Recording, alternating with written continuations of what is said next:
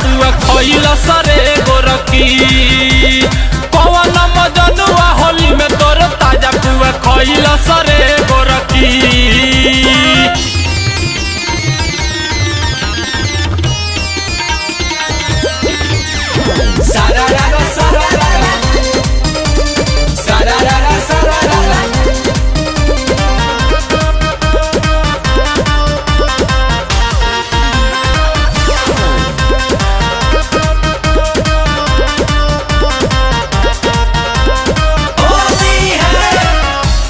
बोला बोला ये सवर को कहवन लीला कहरता तोहर ओढ़नी बिछा के चोली ढीला कहरता।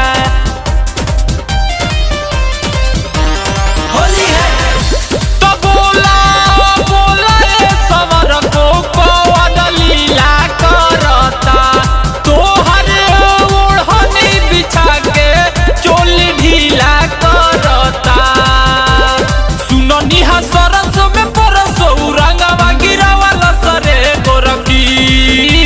सुननी हा सरस में परस रंगवा गिरावाला सरे गोरकी। कौन मजनुआ होली में तोर ताजा पुआ खइल सरे गोरकी। कौन जीवन ढाहना होली में तोर ताजा पुआ खइल सरे गोरकी।